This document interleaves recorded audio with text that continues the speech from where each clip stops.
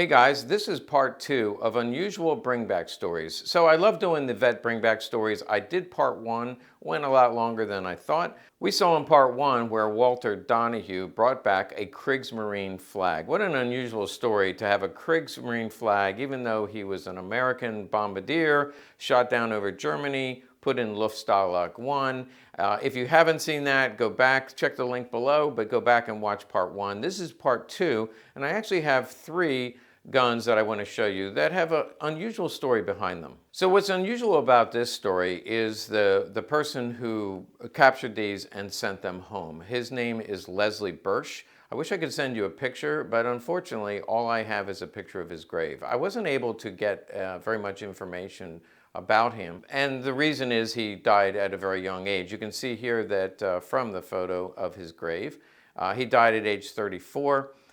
He enlisted in 43, so he was already 32, 33 at the time he enlisted, which means he wasn't drafted. Maybe he was working in the defense industry, but at some point he decided to join up. He was trained and assigned to the 81st Chemical Mortar Division.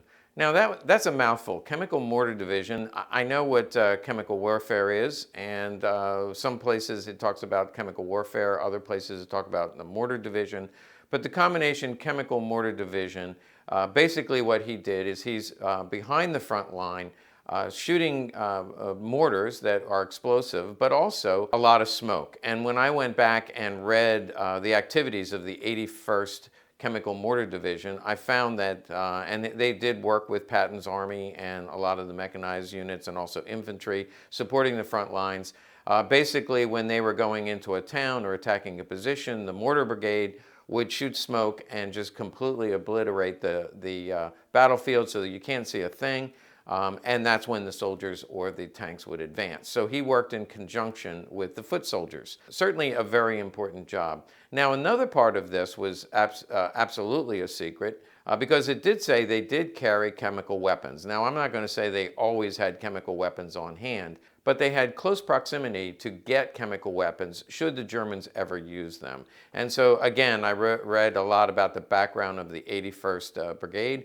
And it said that they were prepared, if the Germans ever used gas or any other kind of chemical weapon, they were prepared to retaliate immediately. So, just a fun fact that I didn't realize before, and that was Corporal Leslie Bersch's job. Now, you see that he died in 1945. He was actually wounded in November of 44. There's not a lot written about him, and I couldn't find any information about him, including the fact he did get a Silver Star, but there wasn't a lot written. So in the battalion records, it was written that on November 12th, they were near the town of Kirschnamen, right near the German border. And the night before they were to go in, they were hit with a heavy artillery barrage. And Corporal Bursch was one of the first ones wounded. Yet, after he was wounded, he continued to run out and grab other wounded men and bring them back to safety. So he's saving other men's lives at the time that he was wounded. Now, maybe he was wounded a second time, but you can see the gravesite and you can realize that he died of his wounds. In fact, there was another record that he was awarded the Silver Star and died of his wounds in October of 45. So he basically lived 1 year after being wounded. You have to kind of fill in the blanks in terms of what kind of wound that would have been. It could have been infection that he died later of. It could have been like shrapnel, because his artillery barrage could have been shrapnel near a vital organ or in his lungs, and they basically said, if we operate, it'll kill you, so they left it there. And basically, he died within a year. Let me show you his capture papers because it also fills in some of the blanks. Okay, this is the original capture paper. You can see that it's dated May 30th of 45. We do see 81st Chemical Mortar Division and his name, Corporal Leslie Bersch. And he brought home 3 guns and a knife. Great guy, by the way, 3 guns and a knife. So he must have captured these guns and this knife before he was wounded. Because again, after he was wounded, it had to have been a serious wound because it eventually killed him. But I would assume he went to a field hospital right away. And at the end of the war, well, this is right at the end of the war, he was one of the first ones to leave. I know they prioritized people going home, and if he was seriously wounded, it would probably mean he came back on a hospital ship and was cared for on the way home, and that happened in 45. Also down here, there are 3 copies. The first two copies were enclosed in a container. So that could mean that it was put together in a container with his personal belongings. These all came home with his personal belongings. Or it could mean it was put into a container or a box that was shipped home, and then he came home on a hospital ship. So a lot of that is conjecture, but if you're filling in the blanks, that's what makes sense. Assuming he came home with his equipment in or around May 30th, then he lived for another 6 months. So of the 3 guns that are listed on that capture paper, we have 2 of them. I'm not sure what happened to the other. The other one was a Luger, and of course the knife could have been, any kind of dagger. But the fighting was really fierce around that time because, again, they were just going from France into Germany, crossing the Siegfried Line, and it was heavily defended. And I read a number of articles that a lot of the reserve special troops, Waffen-SS, top-end guys, were sent to the front. As the Allies were coming into Germany, they fought that much harder, and they said that the fighting was ferocious. And he was in those battles. If you want to look up some of the history, it was within the next day or 2, they went into the Battle of Metz, which was particularly brutal. Of course, by then, he was out of there because he was wounded on the 12th, and it was like the 13th, 14th that they went into Metz. Let's talk about these 2 guns. He made a couple of really good choices. Let's focus on the Luger first. For those of you who collect Lugers, you get excited about this one. Look at the finish on this. It's actually really beautiful. Beautiful blued finish. And you can see this is a G Date. G Date, if you watch my videos, you know this was made by Mauser. This is the Mauser code S42. G Date is the date code, which stands for 1935. So this gun was made in 1935. Mauser started making them. The K date was 1934. So this is just the 2nd year that they were being made. You see the straw small parts. Straw, people say, what does straw mean? Straw color. They just call it straw small parts, but they are straw in color. Also, you see some fire blue right here on that pin. I think the toggle pin will also be fire blued. And even the screws, you can still see some fire blue left on them. Little bit of fire blue here. Now this is all matching except for the magazine and one other part. The magazine is from about, I would say, 1937, 1938. So this magazine, it did not originally come with the gun, but it's pretty common for them to swap out magazines. So again, he captured this from a German soldier or a German position. And there's only one part on here that has been swapped, and it could have been an armorer's replacement. You'll see here that the number is upside down, so let's turn it upside down, and it is 74. This could have been replaced after the war or during the war. This will break. I actually have had a couple of these where maybe the metal is flawed, but when you pull this down, I've had them break right here and just snap off. So somebody replaced this takedown lever. 2 reasons I can tell. 1, the most obvious, is it's mismatched. But 2, those of you who are astute, you would know, this should be a straw small part. Here's a picture of one that is correct. It has straw small part that matches all the other small parts. And also on the other side, then this would also be straw. But nonetheless, it's a beautiful gun. And we leave it alone because this could have been the way it came home from the war. Again, broken on the battlefield, they would have an armorer's truck nearby. They would swap out that part and say, get back out there. You can see the front straps have some brown patina to them. You see the fit of the grips. I always say you can barely slip a piece of paper in there. These are like handcrafted, hand-fitted, just beautiful guns. And you really couldn't slip a piece of paper in there. That's how tight these are. Great condition gun, G Date, captured and sent back home by Corporal Leslie Bersch. Now, let's take a look at the second gun. This is the second gun. It looks a lot like the model 1934 Mauser. You can see here, here's a picture of one, and the way you can tell this is not is the hump on the bottom of the frame. This is actually a 1914, a model 1914 Mauser. This was made, 1914, right at the start of World War I, and most of them were commercial guns. You can see by serial number, we know that this was an early gun. Serial number is here, as well as here, and then there's some matching numbers under here. So different parts internally and externally are numbered. The magazines were not numbered. These are awkward. I always find it awkward, whether it's the model 34 or the model 14. It's a little bit awkward because the spring on this, I guess it just stiffens over time. So it's kind of, I find it a little bit cumbersome to get the magazine in and out.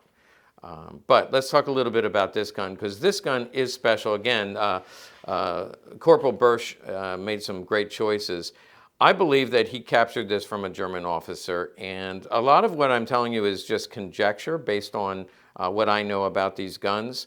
And rather than writing me nasty emails telling me I'm full of crap, just go with it. If you have another opinion, you're welcome to it. But in my opinion, he got this from a German officer, and here's why I think that.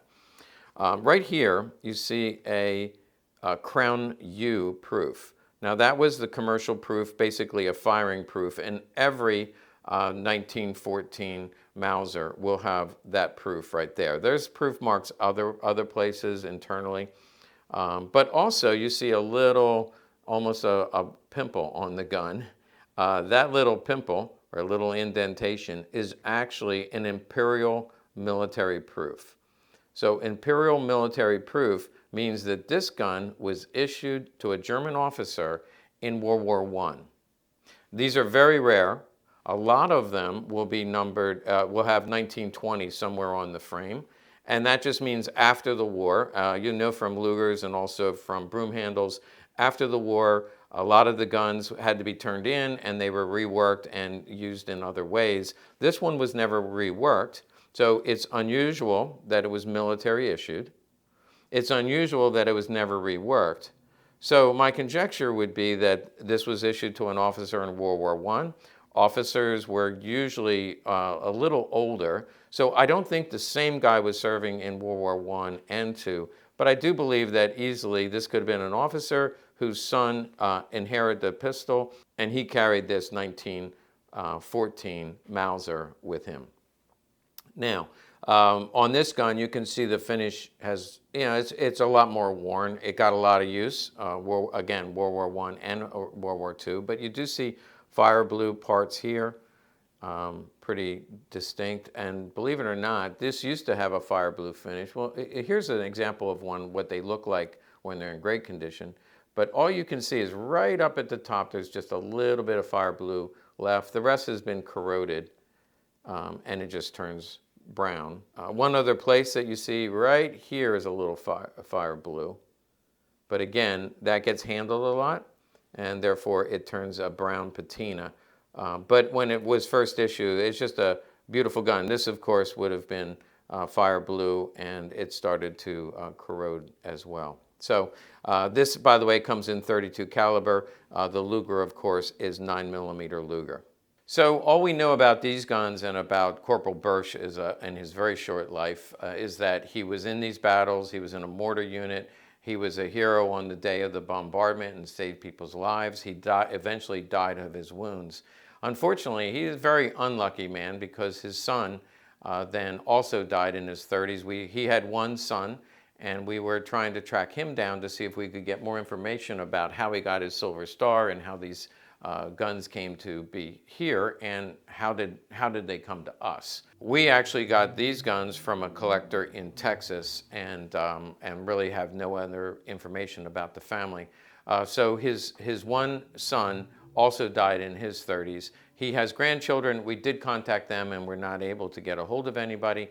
So if anybody has additional information about Corporal Leslie Bersch, please let us know. Now, let's take a look at another bringback that's very unusual. Okay, I don't have to tell you why this is an unusual bring back, because those of you who watch my channel, your BS meter's going off. This was not a vet bring back, but indeed it was.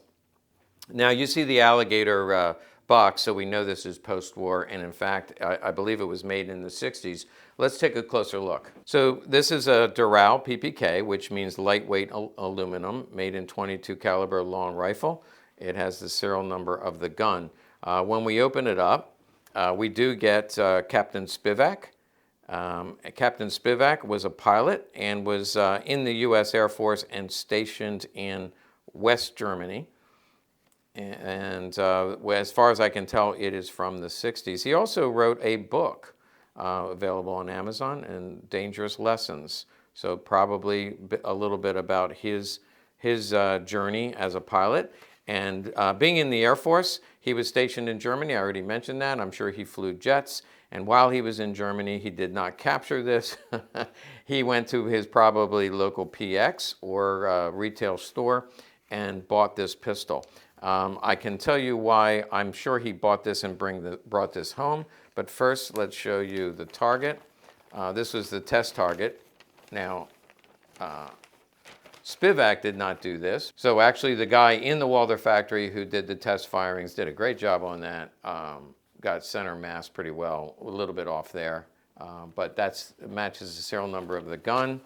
We also have the manual from the 60s. And then we see that the gun itself is wrapped in newspaper. This is actually the German newspaper. I looked for a date, but that is the German newspaper that he wrapped around the gun. That did not come from the factory like that, but he chose to wrap it up and put it with the gun and send it back. Here's how I know Captain Spivak brought this back. The reason is we see the West German eagle end proof, not a Nazi eagle end proof. You see that the factory is Ulm, and so the Ulm factory is in West Germany.